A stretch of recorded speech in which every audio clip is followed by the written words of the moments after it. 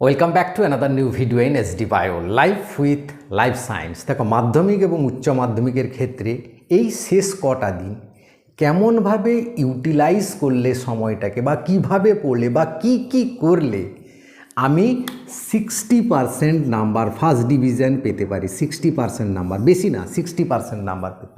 আমি আজ পর্যন্ত কোনো সাবজেক্টেই 60% পাইনি। এই শেষ কদিন পড়ে 60% পেয়ে যাবো? হ্যাঁ, 100% তুমি পাবে। তার জন্য তিনটে মাত্র ট্রিক দেব। সেই তিনটে ট্রিকের সঙ্গে আরও কিছু কথা বলবো, সেগুলো তুমি কিন্তু মন দিয়ে শুনবে, ভিডিওটা শেষ পর্যন্ত দেখবে। ভালো লাগলে লাইক করে বন্ধুদের অবশ্যই শেয়ার করে দেবে। দেখো, যে সারা জীবন 60% পায়নি বা সারা বছর ধরে পায়নি, সেই শেষ কদিন পড়লে হবে? হ্যাঁ, পাবে। তবে এটা একটু সায়েন্টিফিক্যালি ইউজ করতে হবে। সেই সায়েন্টিফিক ট্রিকটা কি, সেটা জানার আগে আমাকে জানতে হবে কারা ভালো রেজাল্ট করে। দেখো, কয়েকটা প্রশ্ন তোমাদের সামনে তুলে দিচ্ছি।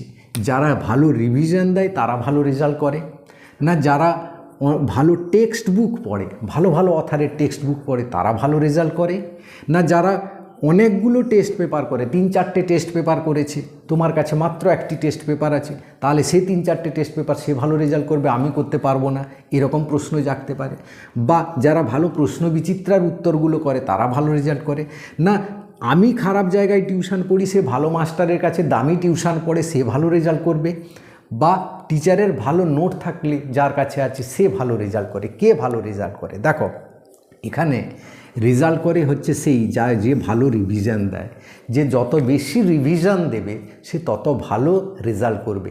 আব্দুল কালামের একটা বিখ্যাত কথা আছে, তোমরা সবাই হয়তো জানো, যে দেখো, তুমি যদি ছাত্র জীবনে একটু কষ্ট করে নাও সারা জীবন আনন্দ পাবে, আর তুমি যদি ছাত্র জীবনে আনন্দ করে নাও তাহলে কিন্তু সারা জীবন তোমাকে কষ্ট পেতে হবে। তাই আনন্দের ফলটা পেতে হলে তোমাকে কিন্তু এই শেষ কটা দিন একটু কষ্ট করতে হবে। তো রিভিশন, সবগুলো সাবজেক্টে দুবার করে রিভিশন দেওয়া এই কটা দিনে কি সম্ভব? হ্যাঁ, অবশ্যই সম্ভব। তার জন্য ট্রিক রয়েছে।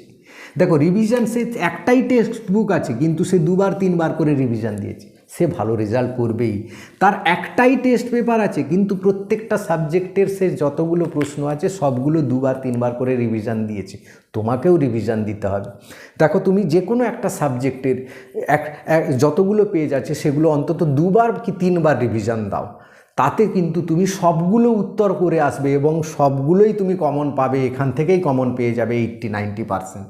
যে 80-90% কমন পেয়ে যাবে সে 60% নাম্বার পাবে যদি উত্তরগুলো সে মনে করতে পারে।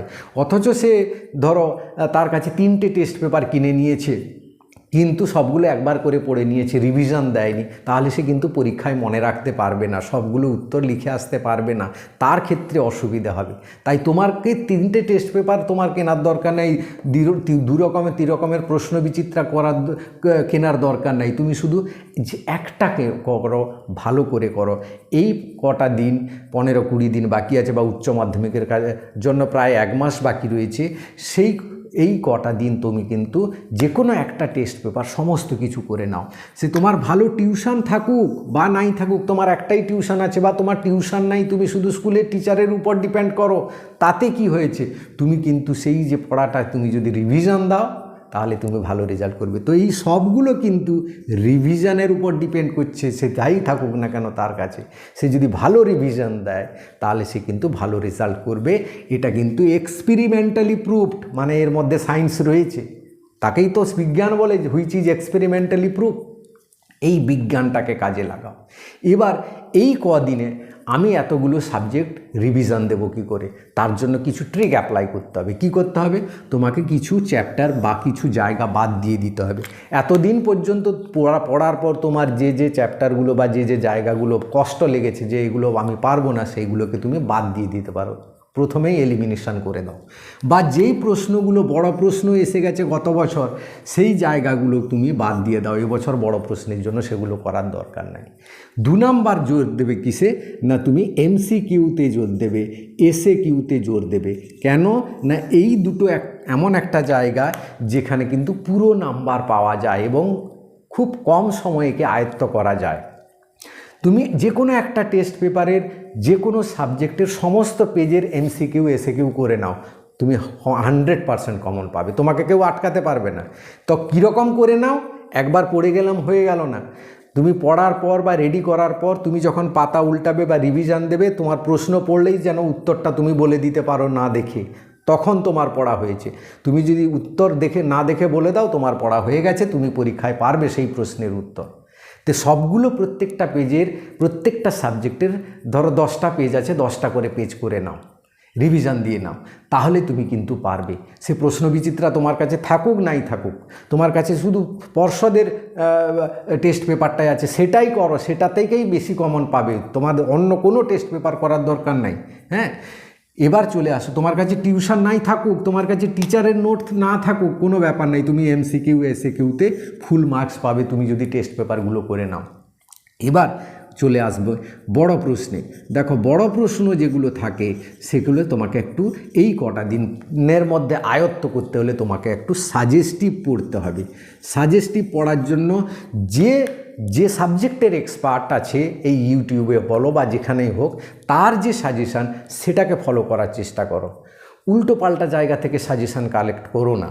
হ্যাঁ, যে সাবজেক্টে, যেমন আমার চ্যানেলে দেখো, যে আমি যে ভূগোলের সাজেশান দিচ্ছি সেটা কিন্তু ভূগোলের স্যারের, আমার সাজেশান নয়। ম্যাথের সাজেশান দিয়েছি, ম্যাথের স্যারের সাজেশান, আমার স্কুলের যে স্যারেরা এক্সপার্টরা আছে, যারা 15-20 বছর ধরে শিক্ষকতা করছেন, মাধ্যমিকের খাতা দেখছেন, বা বায়োলজি বা জীবনবিজ্ঞানের সাজেশান যেগুলো আমি দিচ্ছি, সেগুলো কিন্তু আমার সাজেশান তৈরি করা। তো আমি বলছি, তোমার ইউটিউবের পছন্দের আমার যে দেখতে হবে তার মানে নেই। যে সাবজেক্টের এক্সপার্ট, সেই এক্সপার্টের যে রয়েছে, সেই সাবজেক্টের যে সাজেশান, সেটা তুমি ফলো করো। সেই সাজেশান ফলো করে তুমি সাজেস্টিভলি পড়ে যাও এবং সেটা রিভিশন দাও। রিভিশন মানে এইটা, বড় প্রশ্ন একটা পড়লে তারপর তুমি উত্তরগুলো মনে মনে বলতে থাকো। তুমি যদি ভালো করে বলতে পারো সেই উত্তরটা, তাহলে তোমার পড়া হয়ে গেছে। এভাবে একে বলে রিভিশন। এই বড় প্রশ্নে তোমাকে এই করতে হবে, এবং প্রতিটা সাবজেক্ট অন্তত 2 থেকে 3 ঘন্টা পার ডে পড়ো। তাহলে যদি 7টা সাবজেক্ট হয় মাধ্যমিকের ক্ষেত্রে, 14 ঘন্টা তোমাকে পড়তে হবে। উচ্চ মাধ্যমিকের ক্ষেত্রে 6টা সাবজেক্ট, সেখানে তোমাকে 13-14 ঘন্টা পড়তেই হবে, তবে গিয়ে তুমি পারবে। এই কটা দিন তোমাকে এই পরিশ্রমটা করতে হবে। এবার বলবে আমি কখন পড়বো, সকালে, বিকেলে, রাত্রে, দুপুরে, না ভোরবেলা উঠে, না রাত জেগে লেট নাইট পর্যন্ত পড়বো। এটা ডিপেন্ড করছে তোমার উপর, কারোর রুটিনের উপর নির্ভর করো না। তোমার যখন পড়তে ভালো লাগে, তোমার পড়লে পড়াটা মনে থাকবে, যখনই মনে হয় তুমি সেই টাইমে পড়ো। কেউ লেট নাইটে পড়তে ভালোবাসে, কেউ রাত 3টে থেকে উঠে পড়তে ভালোবাসে, কেউ বা সারা দিন ধরে পড়ে, রাত্রেবেলায় ঘুমায়। তোমার পছন্দের সময় তুমি বার করে নাও, কখন পড়লে আমি পড়তে পারবো। প্রত্যেকটা সাবজেক্টে অ্যাটলিস্ট 2 ঘন্টা করে পড়বো, প্রতিটা সাবজেক্ট অ্যাটলিস্ট 2 ঘন্টা করে পড়ব, এবং প্রত্যেকটা সাবজেক্ট আমি পড়ব। কিন্তু এই রুটিনটা তুমি যদি এই কটা দিন মেনটেন করো, তোমাকে 60% থেকে কেউ ছাড়াতে পারবে না, কেউ আটকাতে পারবে না। আমি লিখে দিলাম আজ, তুমি এইটাকে অ্যাপ্লাই করো, এবং এই কটা দিন সব কিছু ভুলে যাও, ফোন টোন ভুলে যাও, ফোন কল, আড্ডা মারা এইসব ভুলে যাও, শুধু বইয়ের মধ্যে থাকো। Text paper revision, text paper revision, এইটার মধ্যে থেকে যাও। তোমাকে 60% থেকে কেউ আটকাতে পারবে না, বলে দিলাম আমি। ভিডিওটা ভালো লাগলে অবশ্যই লাইক করে বন্ধুদের শেয়ার করে দিও। চ্যানেলে নতুন হলে চ্যানেলটা সাবস্ক্রাইব করে নিও। Thank you for watching.